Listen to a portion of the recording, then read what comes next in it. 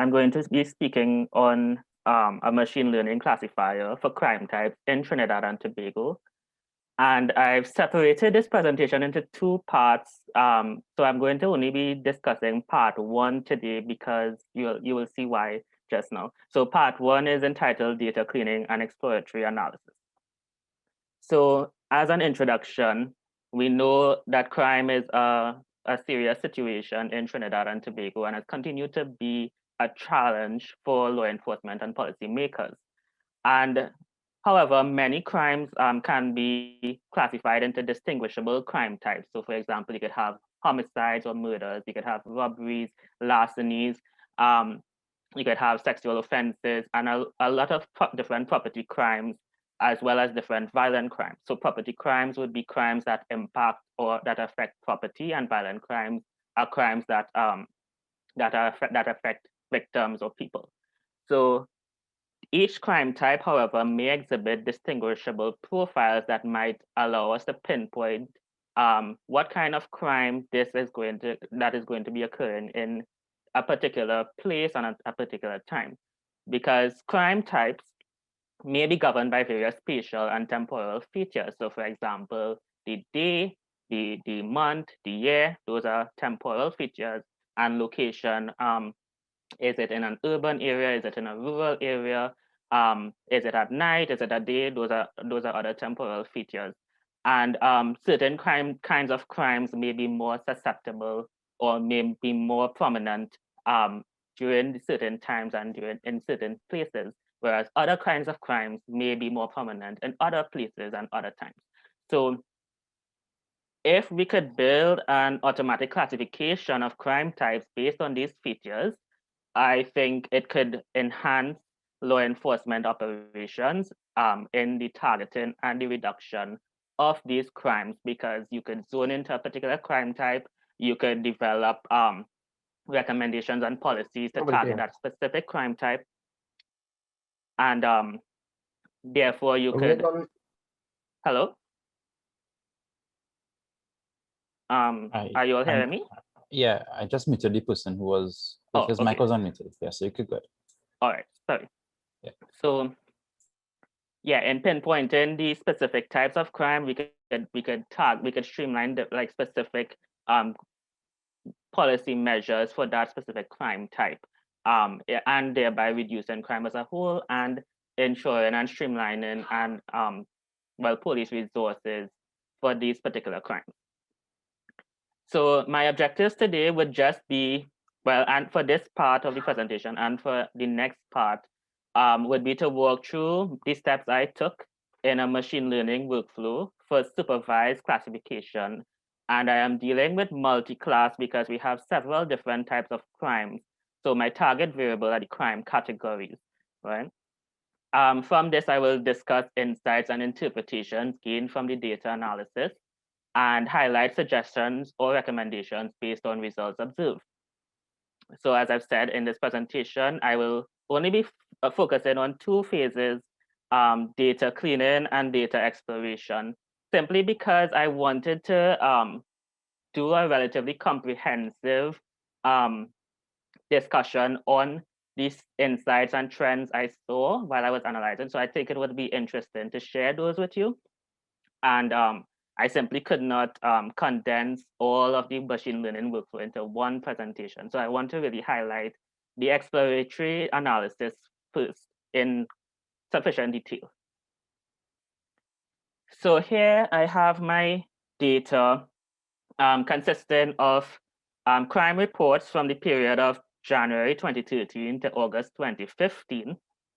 And the data set was provided by the Crime and Problem Analysis Branch of the Trinidad and Tobago Police Service, or CAPA.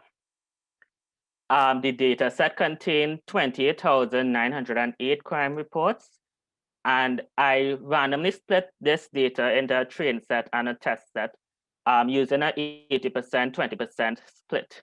So the reason why we do train test split is because we want to make sure our model could generalize on unseen data. So sometimes I like to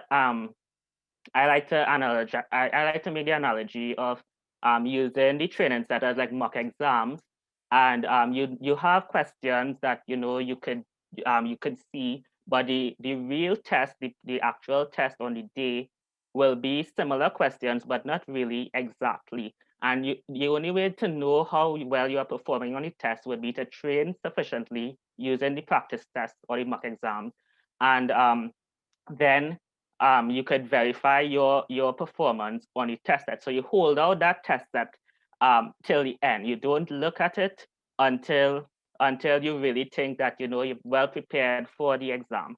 So you train on the model. You train the model on the training set, but you also need to find a way to verify that your model is performing accurately. So what you could do is validation. And I chose to do cross validation, where you split the training set into a certain number of folds, and you train on each a number of folds and leave a fold out. So you actually be able to do hyperparameter tuning as well, which I will discuss in the other part. But for now, the reason being is that we don't want to underfit or overfit the data. So if you have underfitting, it means that your model is too simple to actually capture the patterns or the trends in the data, because you want the model to be able to distinguish from the trends and the noise. If you cannot distinguish the noise, then your model will not be able to generalize well, and you'll have overfitting. So here in this diagram, you can see that a simple line separating two classes, the purple stars and the green circles, it doesn't perform very well. It is underfitting. So this model is too simple to actually perform well. However, in the overfitting part, you are training, you are fitting very well on the training set, but you are taking into consideration noise as well. So if you do that and you see the test set, if you use the model for the test set, you will not get a good performance because the model cannot differentiate the noise from the signal. So these are different techniques that you could use to reduce underfitting and reduce overfitting, and make sure that you have a complex enough model, so you have this bias variance trade-off that that will make sure that the model is performing well. So this is like a sample of the data that I have. We have these different features here. We have the date of occurrence, the day of occurrence, the month, and the year. So these were derived from the date. Then we have the time frame, the police station that the crime was reported in, the police division, the place of occurrence, the offense, the location type, the category or grouping, the code, the extension, and X coordinate and Y coordinate. So more on the station and division. So divisions, there are about 9 divisions in Trinidad and Tobago, and each station falls within a police division. So you have Western, Eastern, Northwestern, Northeastern divisions. And for example, the police station district of Belmont may fall in the Northern Division, the police station district of San Grande may fall in the Eastern Division, and so on and so forth. The place of occurrence gives the street address where the crime occurs, and it is a textual text data. The offense is telling you the specific offense that has been reported, but the grouping groups this offense into a more general category. So for example, you can see larceny person will group into larceny, and office breaking will just go into breaking offenses. The location type consists of various different spatial features, buildings, and other places, so like schools, offices, etc. The code is derived from the grouping. So you will see larceny has the same code, breaking has a different code, and the extension is just a number that is derived from the code as well. And we have the latitude and longitude coordinates. So this is the longitude coordinate and this is the latitude coordinate of the crime that was mapped or that was geocoded from the place of occurrence. Now notice that some X coordinates and Y coordinates are missing, and we will discuss that in the future. So here I did some heat maps of different crime in Trinidad. So here, this is the breaking offenses. We can see that most of the crimes are clustered in Port of Spain. There are some in San Fernando and Chaguanas. There's a lot of crime, but the trends mainly focus along the east-west corridor, along the road networks of the highways, and some in isolated pockets, right? So these are breaking offenses, and we expect these to occur in places where there are buildings mostly, and so we do not find much of those occurring in rural areas. This one, sorry, this one is on robbery. So again, we expect those to happen in stores and shops, as well as on streets and roads, right? So again, we see this urban clustering, right, of the crime. So most crimes, most property crimes, they occur in the urban areas, right? Um, Other the violent crimes, I chose two to look at. The first is murder. You can see that it's much less prominent because property crimes are much more frequent than violent crimes in Trinidad. But they do cluster a lot in the city of Port of Spain. There are some clusters in Chaguanas here, somewhere in Arima, and around Valencia and San Fernando, right? And again, this is the shooting, wounding, or harm. We have, again, we see the same kind of clustering pattern, except this one is much more prominent than murders, but less prominent than the property crimes. Okay. So this is a chart showing the amount of crimes by police station district. And we can see that Besson Street is the police station district that has the most frequent crime. This is sometimes referred to as a known hotspot area for violent crimes. We also have San Fernando, Chaguanas, Central Police Station, that's Port of Spain, Aruca, St. Joseph's, Cabo. So all of these are very urban areas. They have a lot of central business districts. So we expect a lot of crimes to occur in those areas. But we have not really looked at the types of crimes that are occurring in these areas just yet, right? Just as just an aggregate of all the crime types in the police station districts. Here we have the amount of crimes by the day of the week, and we can see that it is approximately uniform for most of the days, except there's a peak on Friday, and this is expected because Friday is a day, well, mostly that people are more outgoing on Fridays. It's the end of the week, the work week. Then Saturday and Sunday. Well, Sunday has the lowest amount of crimes because Sunday, most people are at home. They are not really that as active as most of the other days in the week. So we expect that result to occur as well. When I aggregate the amount of crimes by month, I see that we have a lot of crimes are higher, are more frequent during the first half of the year, and they kind of dip in the August and September um, months. And I am not too sure why, but it could probably because of school holidays. But I am entirely not too sure why that might be. Right, but that's just an interesting observation I saw. It kind of started to go back up during December, maybe due to the Christmas holidays, but definitely for the carnival season and stuff, you would have a higher amount of crime in that time period. And here we have the amount of crimes by the hour. So this zero represents 12 a.m. in the morning, and we have up to 24 hours. So we see that around 4 a.m. the crime is lowest, and this is most likely because everybody is home and sleeping, and there's very little activity. There's a peak around noon, where there's a lot of foot traffic and a lot of activity that's occurring, and then it dips, and then it kind of goes up again and kind of remains high during the nighttime period.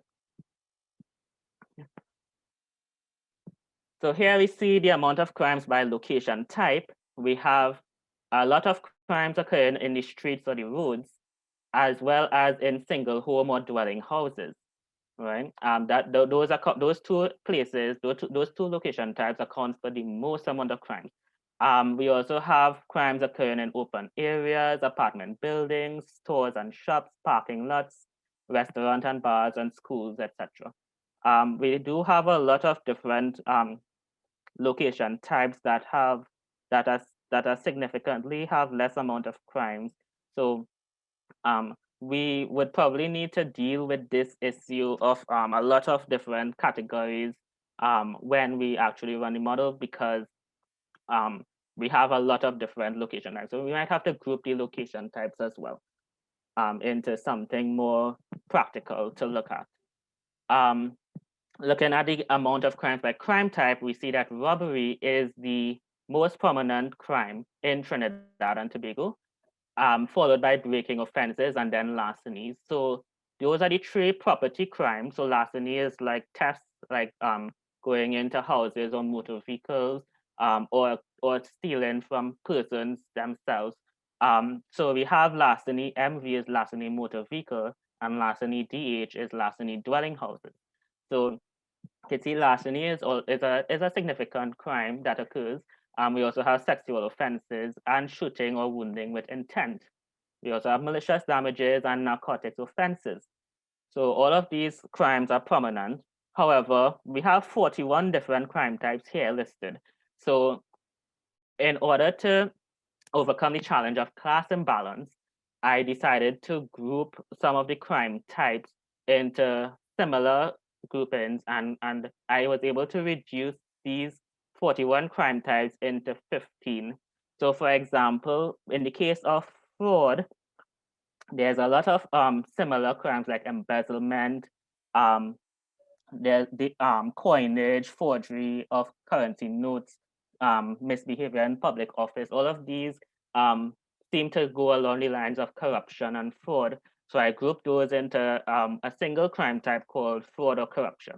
Similarly, for something like kidnapping, I would say, abduction and defiling of women and kidnapping could go hand in hand, right? So I decided to look at all those crime types individually and see if I could generalize them to reduce the amount and to prevent or to help in solving the issue of class imbalance. So class imbalance occurs when you have less crimes, less classes, less observations in the classes compared to another class.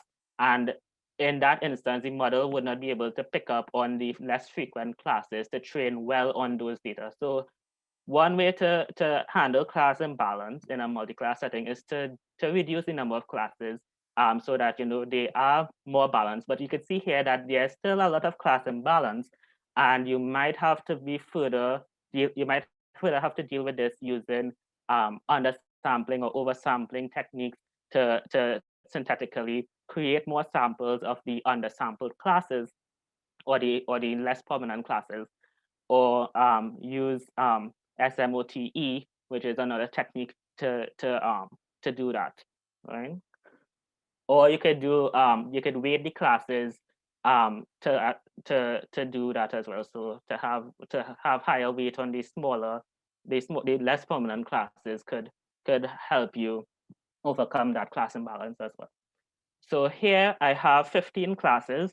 I have robbery, breaking offenses, larceny, sexual offenses, larceny motor vehicle, shooting, wounding or harm, malicious damage, narcotics offenses, fraud or corruption, murder, larceny dwelling house, kidnapping or abduction, firearms offenses, suicide or attempted suicide, and attempt or threat to murder. So here I look at the average number of incidences per hour for different crime types. So I have in the magenta, I have sexual offenses, I also have fraud or corruption, murder, robbery, shooting, wounding or harm, breaking offenses, larceny, and narcotics offenses. But because of this anomaly here in the sexual offenses in the magenta, we see that a lot of crimes are being reported exactly at 12 a.m. So this could be actually true that, most crimes occur around that time, or it could be a default value placed by the police officers because the victim may not remember the exact time that the incident occurred, or um, there may be some misreporting in that field. So looking at it with all the sexual offenses, um, we do see some correlations between some crime types over the hours. However, if we two particular crimes caught my attention, the breaking offenses and the robberies. So you can see sometimes um, that breaking offenses when during around 6 a.m. or 7 a.m., the robberies are at lowest and the breaking offenses peak, right? So that means um, during 7 a.m., maybe the victims would be getting ready to go to work or go to school. So there's no opportunity for for the robbery to happen during because they're not home. The victims are not home.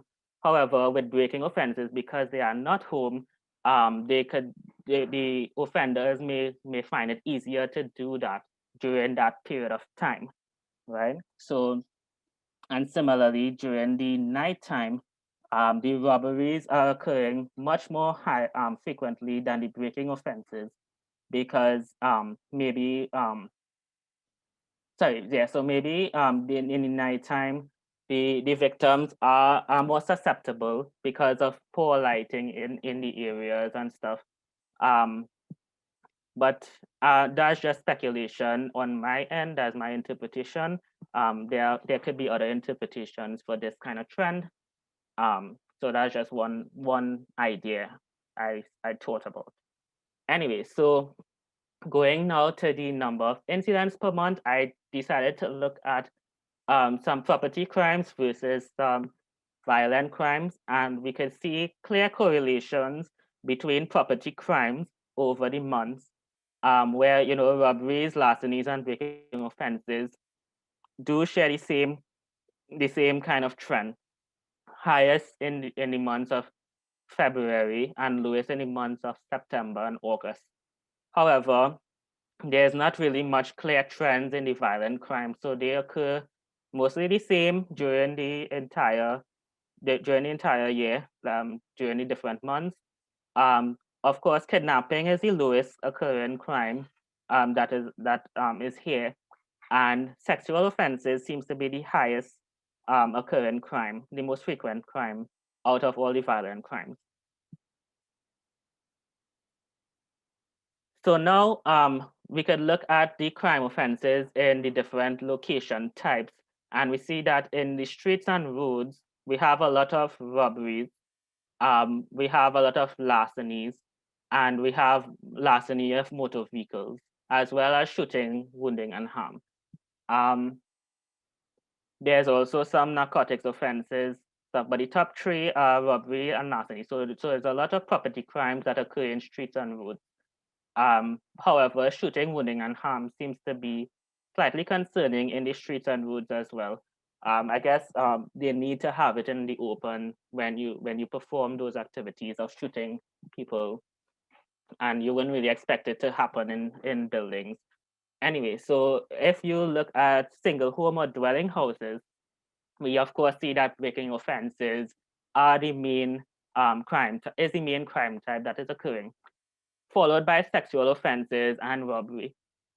There's also, of course, larceny, dwelling house, which is a specific form of crime in a dwelling house, so that is expected to happen, as well as other kinds of larceny. In apartment buildings, there's the same kind of thing, breaking offenses, sexual offenses, and larcenies and robberies. And in open areas, we have larcenies, robberies, larceny, motor vehicles, sexual offenses. With schools, this was interesting to me. We had a lot of larcenies. We had breaking offenses, narcotics offenses as well. And I found that the narcotics offenses was a bit high in schools. That was a bit surprising to me. Maybe, I don't know. But robberies as well and sexual offenses were also listed as kind of frequent, that more frequent than I would have thought. So in beaches, we have larcenies, robberies. So most of the property crimes still occur in most of these location types, but we also have sexual offenses and kidnappings occurring in beaches. Shooting, wounding, and harm, murders as well. Probably in the early morning or late at night in beaches because they are kind of lonely areas to be in at those times. And you could experience a lot of violent crimes there. Similarly with the open area location type. And in stores and shops, we have breaking offenses, robberies, and larcenies. Of course, we have a lot of property crimes occurring in those areas. There's also fraud and corruption and malicious damage that we see occurring there as well.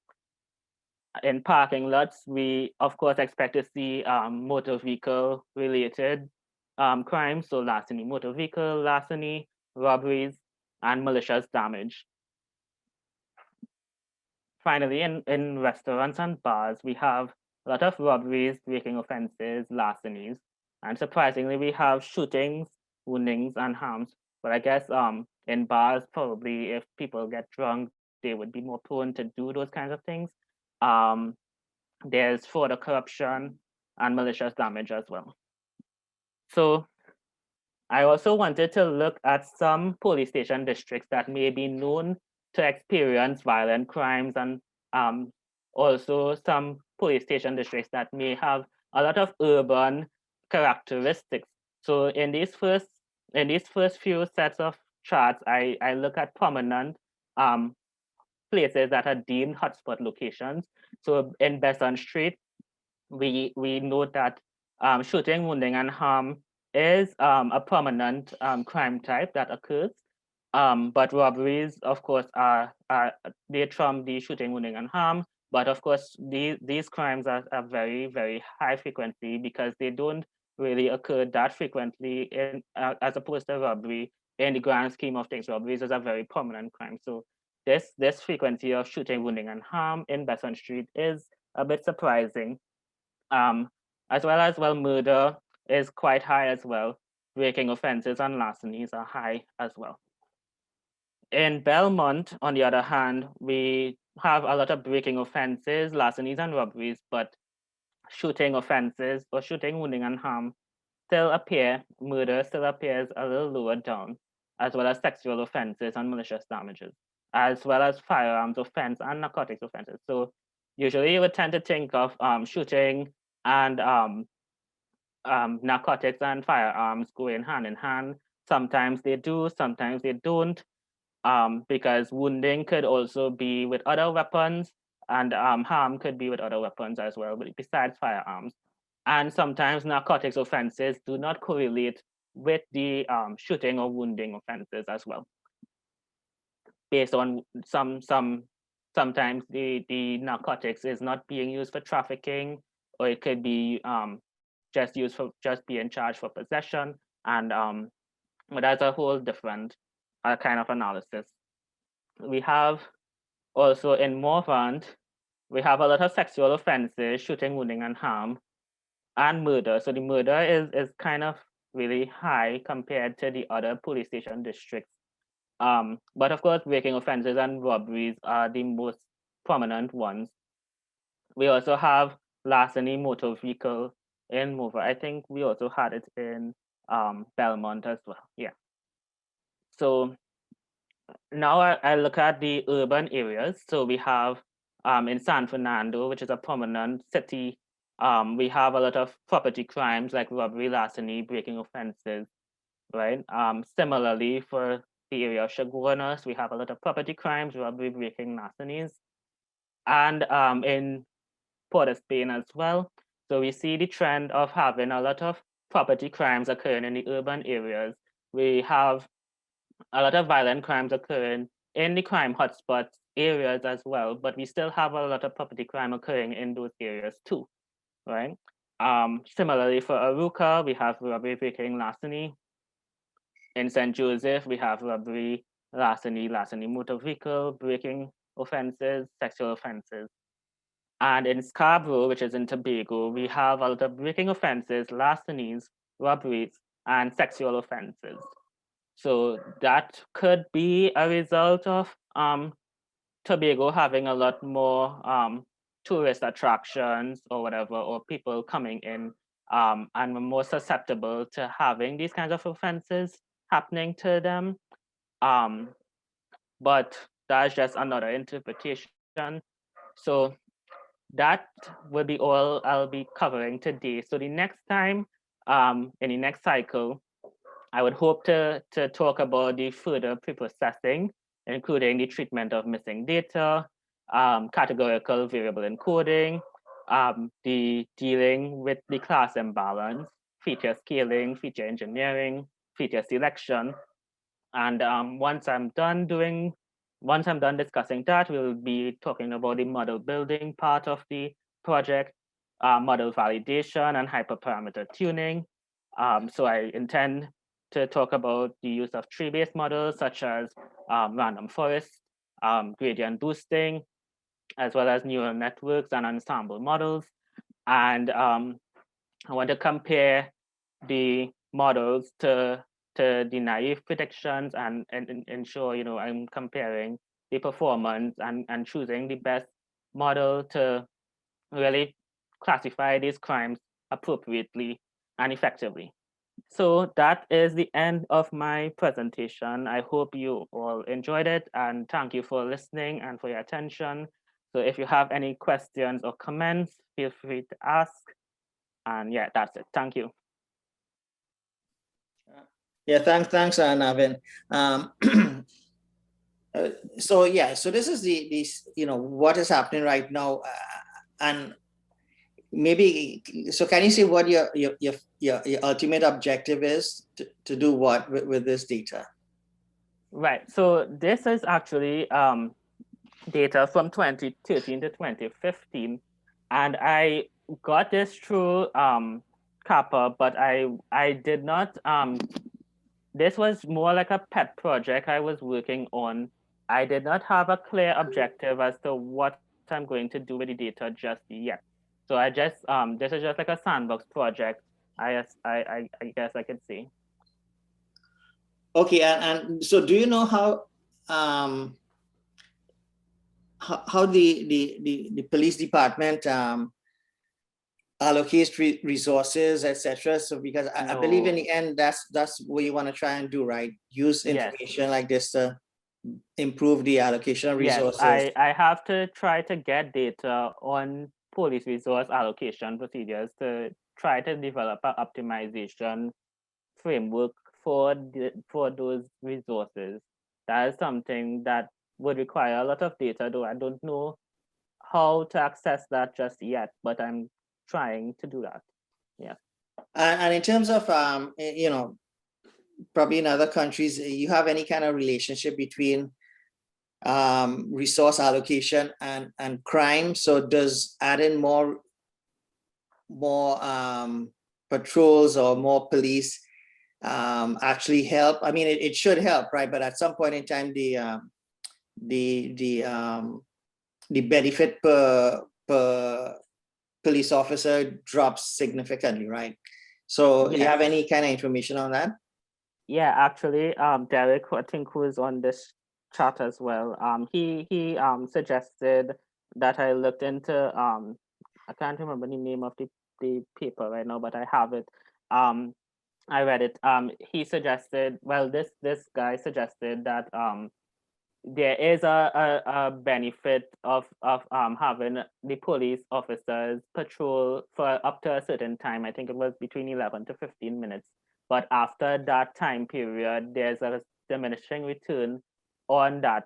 So the optimal time for police patrols would be to keep on patrol for that particular period of time. So that was something that piqued my interest, and I wanted to investigate that further in terms of optimizing police patrolling. But if we are talking about cost-based resource allocation, it might be a bit different because we have the hierarchical nature of the police stations. We have police divisions and police. Well, we have a whole set of different sectors in the police, in the TTPS. So we have things like the task force, CAPA. We have a lot of different branches. I think there are about 15 different branches. I'm not sure. But each of those would have to get different resources to carry out their different functions.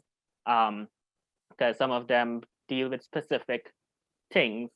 So, for example, the task force would be dealing with drugs and firearm trafficking, and going into to do raids and stuff. There's also the patrolling section, the patrolling sector, and so well different, and sometimes they overlap too. I would think I still have to do a little more research on that too. Okay, yeah, I mean, I know it's a complex problem, and it's, you know, it's not easy to model it because, but essentially it's sort of like a convex optimization problem in a way, because you want to allocate resources across the country such that the you know, benefit per resource, and that resource could be in personnel or it could be in funds or whatever, should be equalized across locations in a way. But right, but I know to formulate it in that form, you know, coming up with a nice convex optimization problem is not trivial. It's difficult. But thanks, Navin.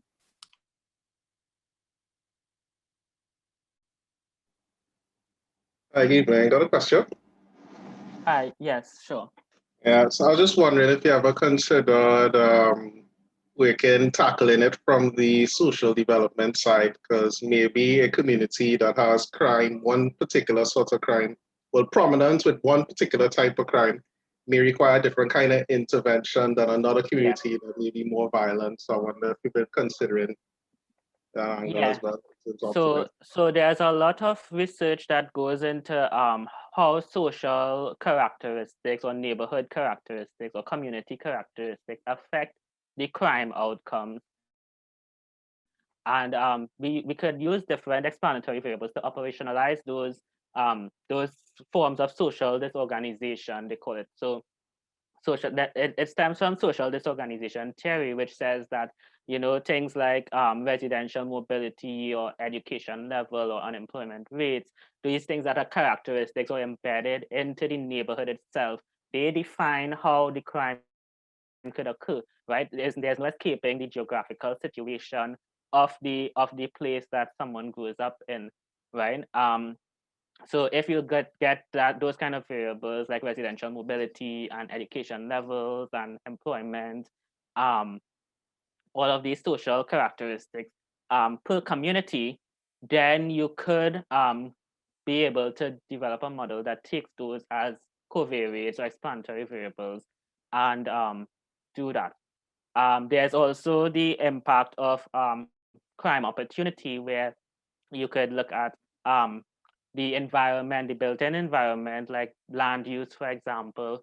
If there's a lot of buildings in the area, if there are a lot of central places where people go to, like, for example, offices, shopping malls, bars, and restaurants, those speak to people, the confluence of victims and offenders, and lack of capable guardianship. That's something called routine activities theory or crime opportunity theory, where, you know, the confluence of those things would lead to a perfect storm and and result in crime occurring. I have looked at the communities in terms of area level districts, communities. There are about 520 communities in Trinidad. But and I tried looking for data from the CSO to to try to correlate social characteristics with crime outcomes. But it has been a challenge for me in that respect. So I have not gotten much correlations as yet from the data that I have, but I'm still working on that. Oh, okay, thank you. Oh, one quick question, Navin. So I guess in this case, you don't have any information about the perpetrators of the crime, right? No information about the perpetrator or the victims either. Although I think the CAPA is supposed to have some information on those, but they have not provided me with that information as yet.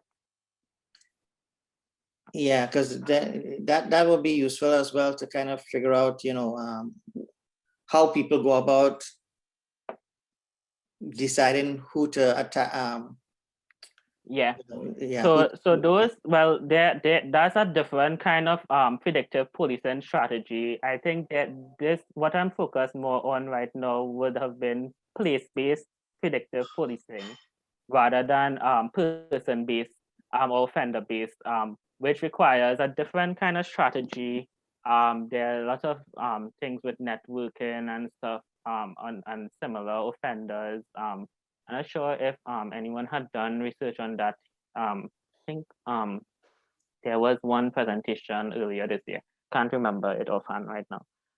But yeah, so offenders, I saw some research being done on offenders using the registry to see the characteristics of who are likely to commit the crimes and classifying them based on likelihood of committing the crimes and what characteristics they would have. But I don't think Trinidad has much has much data on offenders, or I don't think they are willing to release that kind of confidential information. I'm not too sure. So just some comments. Good stuff, good stuff. So just going back, I guess, in time, the CSO data actually isn't available in its entirety on their website. So you can check it there. Offender information is in a different section actually. So CAPA would not have that. That would be the Crime Record Office, CRO. Okay. So that's like a different set of people. The anomalies that you saw, so sexual offenses in Trinidad is essentially, it's incident-based as opposed to victim-based. So when you see those large numbers, it's large numbers of incidents and not victims. So for instance, oftentimes you'd see reported, you'd have like a, like say a stepfather and a daughter, or something, you just generalizing here. And, out of that, he would have been charged with 145 counts. Right. Okay. And that those might cover, every time, things would have happened. And then in each given incident or occurrence or date that something would have happened, you might have had 3 or 4 charges coming out of that, touching, etc., penetration, touching, previous, etc.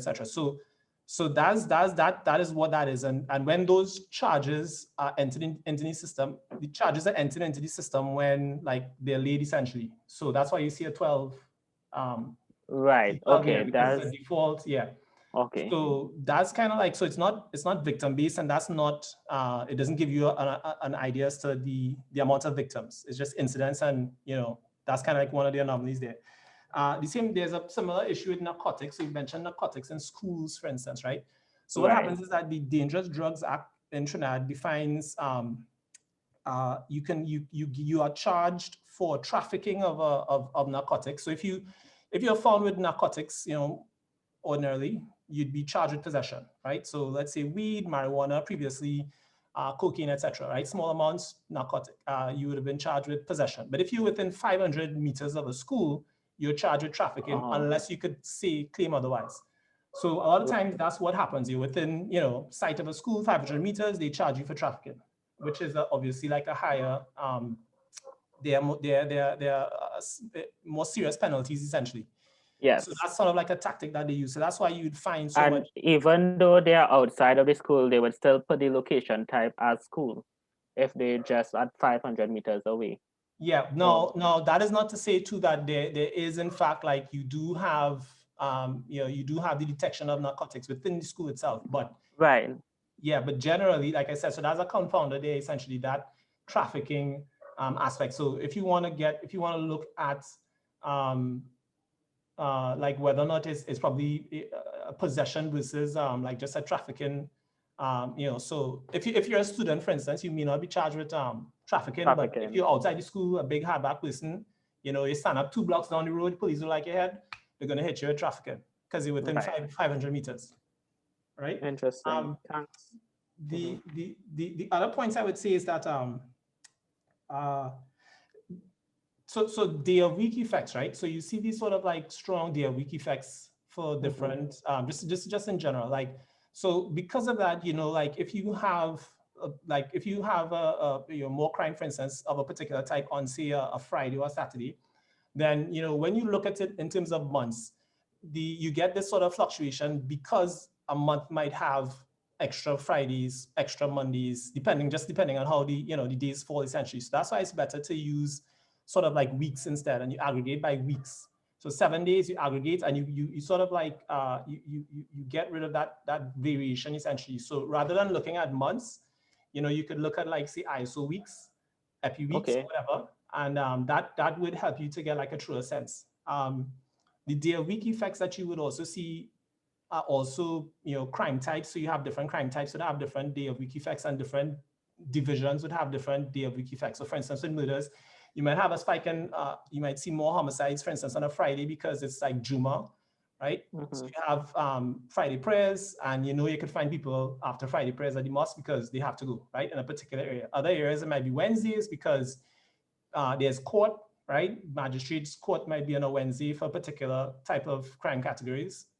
Particular types of crimes might call on Wednesdays, and people have to go to court, so you catch them outside the court on a Wednesday. The Best on Street thing that you mentioned, essentially Best on Street covers like the largest. Best on Street is like gang. The largest, yeah. So but the reasons for that is because there are a lot of like gangs in the area of the area for Best on Street. So you have Lavin Hill, Sealots, Beatham, there's like about a couple gangs, Rasta City, Muslim, et cetera, et cetera. So you tend to see those things. What I would say that you might be interested in looking at though is see, not all crime is the same. So you may want to consider like looking at like what's called a crime harm index. So I don't think that has been. It has been implemented in other countries. I've looked at crime harm indices, mapping like trying to rate the crimes based on severity. And I'm working on developing a crime harm index for the crimes in Trinidad and Tobago, actually. I think we really do need to look at crime harm, but I know there are different ways to classify crime severity or to construct crime severity. Most of them use penalties, like for example, the amount of time spent in prison, or the amount of time how much, or some would use penalties in terms of fees and stuff. So like how much you would pay for this ticket and things like that as well. But there are different metrics that were employed in the research I looked at so far. But so I am. Yeah, no, I was just gonna say, so it was implemented. They did, like Stephen Williams, the former commissioner, under him, they did look at giving like a sort of a national tally. I can't remember the year, but it was sort of implemented. It was sort of looked at. I think they used the sentencing guidelines which is available from the Justice Education Commission, whatever.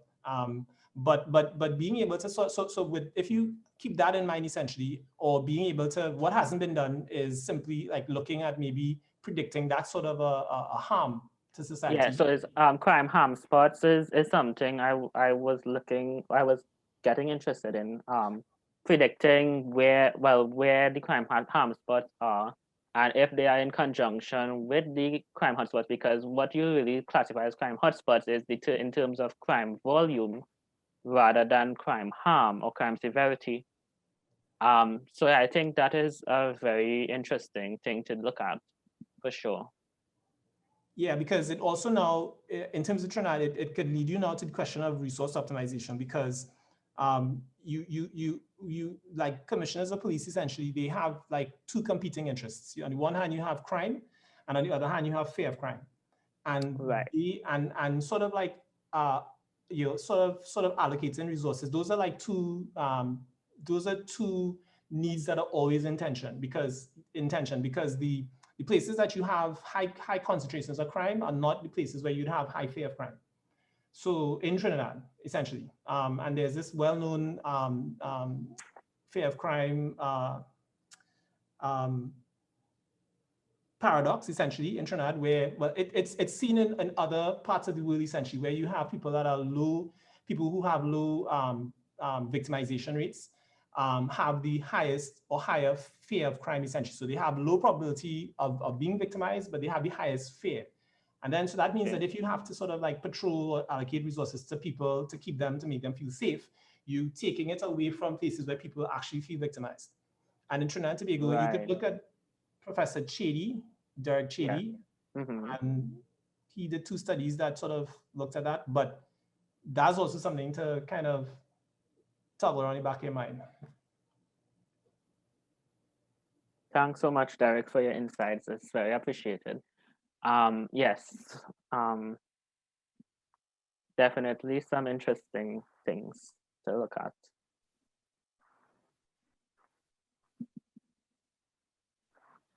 Navin, if we have time for one more question. Sure. On the bar chart that you showed us, I noticed that they had gang activity or crimes with gangs being very low. Right. So let me go back to this. Is this slide you're talking about, right?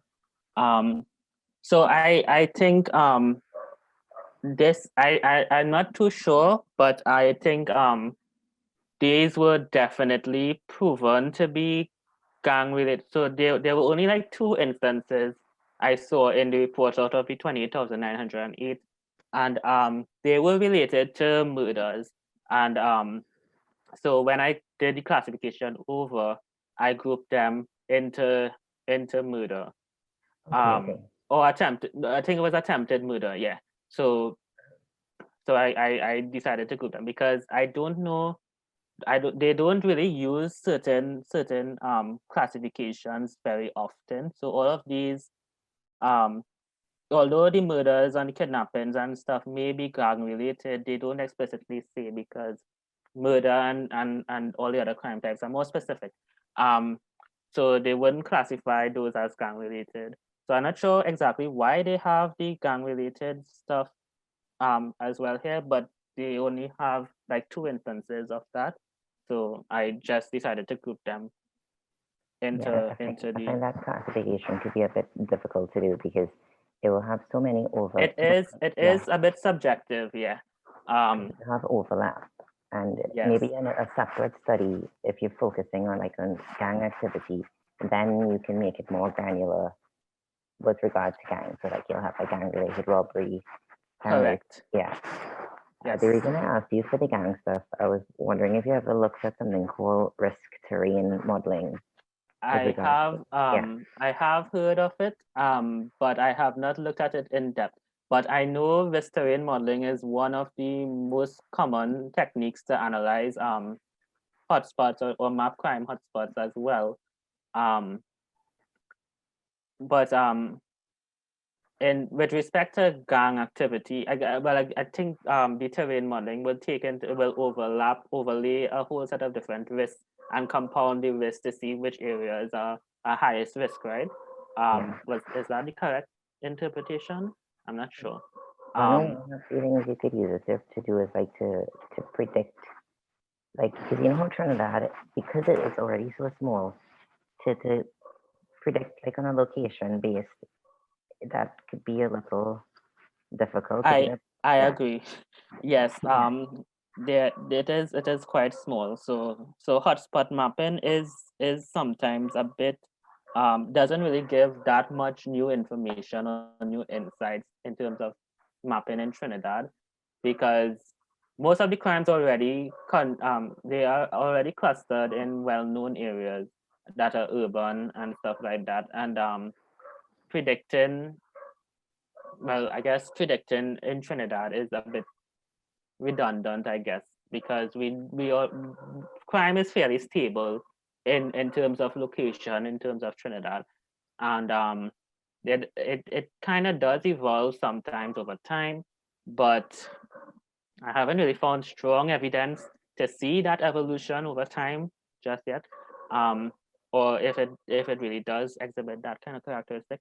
But generally, yes, crime hotspots are quite stable in Trinidad. Yeah, because I mean, I would like to know if it was ever tried, because I'm not sure how to actually do the restraint modeling, like for to predict gang-related violence, but like I know it's recommended to do it on a micro level. Yes. I just don't know how you can. That's the problem with Trinidad as well. It's hard to implement at the micro level. Because I don't know if there is much. Well, I don't know if Derek could say on it, because Derek knows a lot. But I don't know if there's a lot of information on gang activity in terms of the spatial locations exact at the micro level. The most I've seen was gangs grouped by police station districts, but those are the smallest levels I've seen so far. I would like to think that they have more data on that, so then they could do modeling on it. But yeah. So if I could just interject, right? This is another good example of, so this data set that you have here this is from the Vucedex essentially, right? Which is the police, like one of their, technically is their centralized database for crime. Vucedex being the brand, I think, or the company that provides it. But gang actually is not, so homicides are kept complete in a separately, separately, yeah. So this is actually under count of homicides. So murders, for instance, if you look at it, the tally up, it's not going to equate. It's not going to, it's not going to be added up. It's not going to correspond to the official numbers. And right. Yeah, they don't enter like gang, for instance. Nobody enters that. If you look through this, actually, you'd actually see there's a category called Muslim, right? Again, so it's not that it's not tabulated, it's just that it's not entered here. So in terms of gang activity, and there is a lot that's known, it's just not known to CAFA. Okay. Yeah, so there is a lot at the micro level that's known, but it's kept elsewhere essentially. So that's just something to kind of bear in mind in terms of completeness. Homicides, gangs, it's not complete there. In terms of the risk modeling, for Trinidad, they did look at that in 2013, 2014, with help from the University of Cambridge, I think it's the Center for Evidence-Based Policing, under Professor Sherman, and a team actually came from Cambridge and worked alongside the TTPS. They had like a country manager, and they ran an experiment, a hotspot patrol experiment for 3 months, I think it was. And based on that, they decided to, so that was back in the days of like the randomized control trials being the gold standard for evidence in the TTPS. Now it's, things are a little bit different, but yeah, so they did look at it, and they do have information, as I said, respect to gangs, homicides, murders, shootings, etc., at the micro level, and that was looked at. But obviously, I would argue that it wouldn't be relevant to Trinidad for a different reason, but that's probably another conversation. Right. Okay, thanks so much, Derek.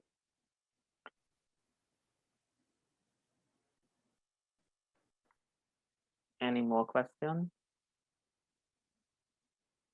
Yeah, hi. Just have one question. Sure. So I noticed the breaking offenses seem to be consistently leading in all the categories that you had tried to separate the data into. Correct. By by district and crime types and whatever. So how that how you plan on treating with that?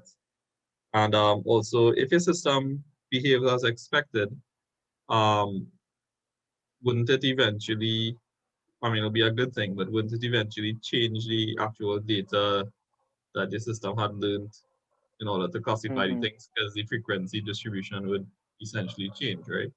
So I Correct. think some sort of adaptive measure had to be in there, or at least something to indicate that the model can again outdated.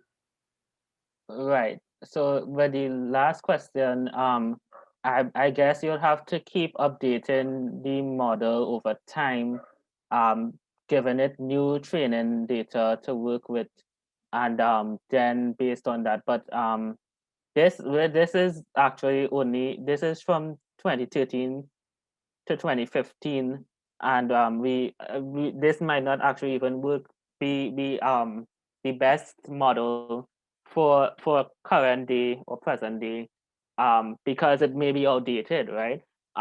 We don't really know, but I made the assumption that the crimes did not vary very significantly from year to year, or month to month, when doing this model. So I guess that's one limitation of the model, you could say. Um, the breaking offenses, yes, it's kind of uniform throughout all the different spatial and temporal features. I actually am not sure how to deal with that in particular. Do you have any suggestion? I haven't really thought about it. Yeah, so I was thinking about it, right? And two things came to mind.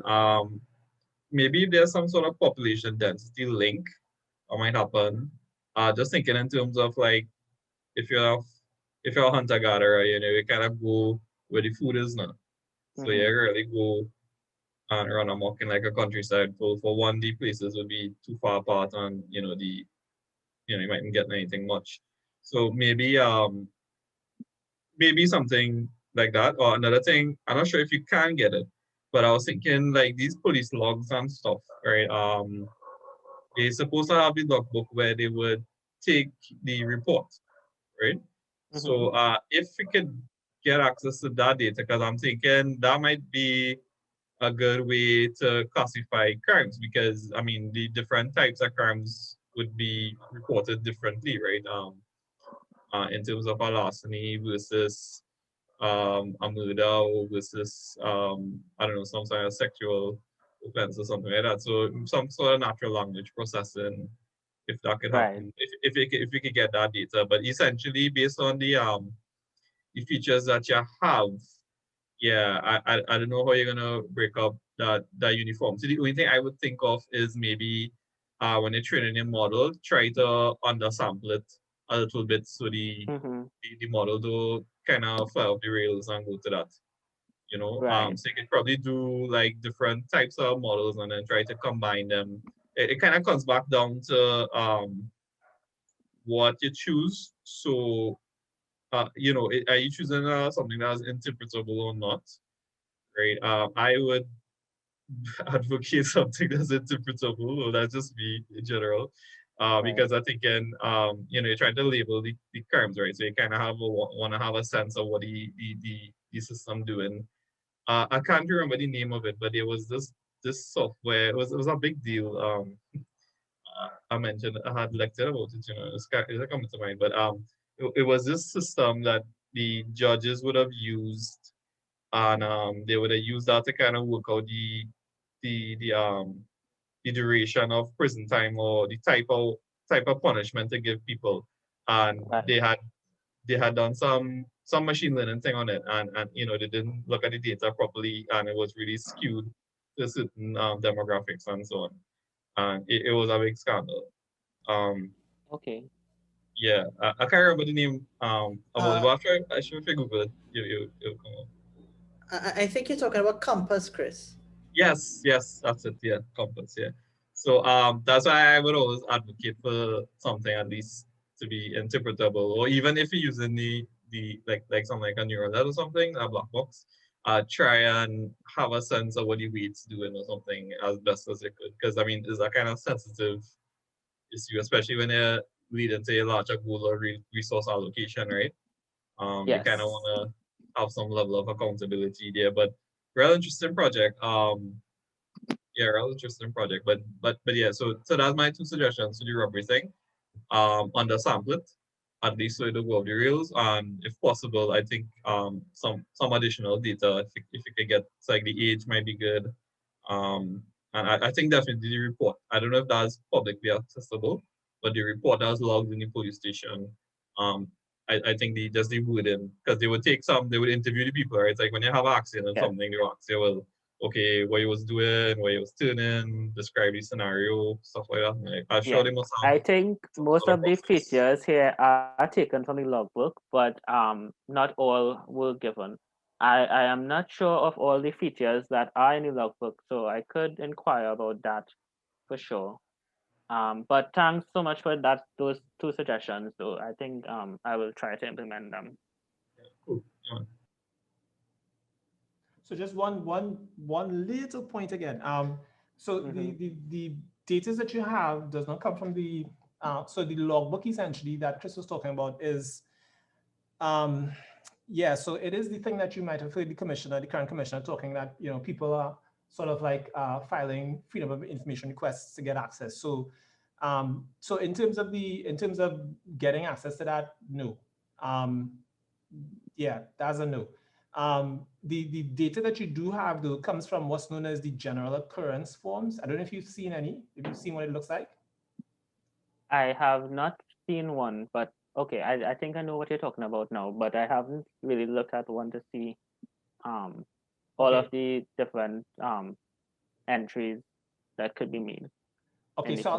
I'll send you a link essentially. I'll send you a copy of what they look like essentially. But so that's that. But to answer the question, though, well, the building on what Chris said, I would suggest that you model crimes individually. So model the individual crime types separately and have like maybe a sort of an ensemble or something. So look at, is it a robbery? Is it not a robbery?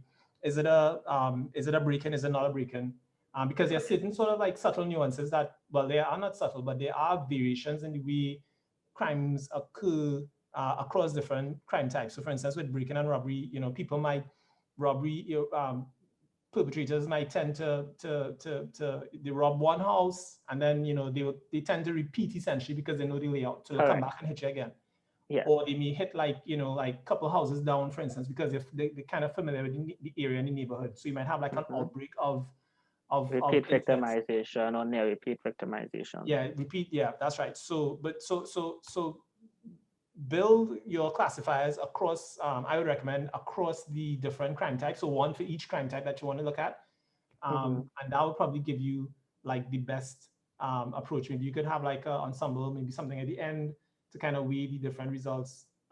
You know, predictive scores essentially, and make a final classification, or yeah, simply go with some other scheme. But that's what I would recommend.